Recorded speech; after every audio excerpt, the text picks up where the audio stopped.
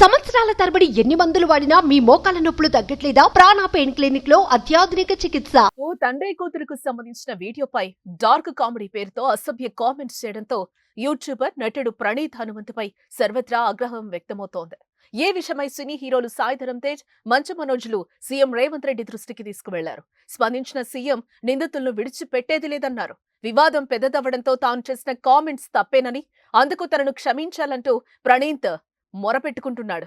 ఇకపై ఇలాంటి వాటికి దూరంగా ఉంటానని ప్రణీత్ హనుమంత్ చెప్పుకొచ్చాడు.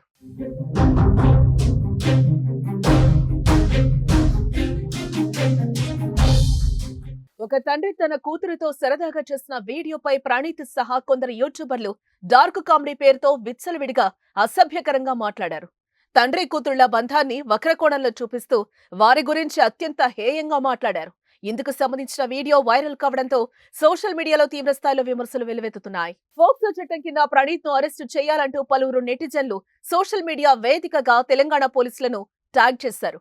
ఈ నేపథ్యంలో తన ఘోర తప్పిదాన్ని తెలుసుకున్న ప్రణీత్ అభ్యంతరకర వీడియో భాగాలను తీసివేశారు. వీడియో నుంచి అసభ్యకర కామెంట్స్ తొలగించారు. దీనిపై క్షమాపణలు కూడా చెప్పారు. కంటెంట్ క్రియేటర్ గా తన ప్రయత్నం సంతోషంగా ఉంచడమేనని, కానీ ఈసారి గీత దాటినట్లు ప్రణీత్ ఆవేదన వ్యక్తం చేశాడు. అందుకు అందరినీ క్షమాపణలు కోరుతున్నట్లుగా చెప్పాడు. ఈ వీడియో కారణంగా తన తల్లిదండ్రులు కూడా బాధపడ్డారని తెలిపాడు. తాను పెద్ద తప్పు చేశానని, తనను అందరూ క్షమించాలని కోరాడు.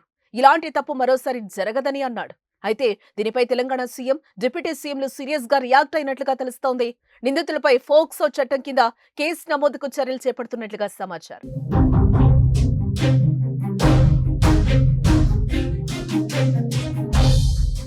సుమన్ టీవీలో మీ పర్సనల్ అండ్ బిజినెస్ ప్రమోషన్స్ కోసం కింది నెంబర్కి కాంటాక్ట్ చేయండి.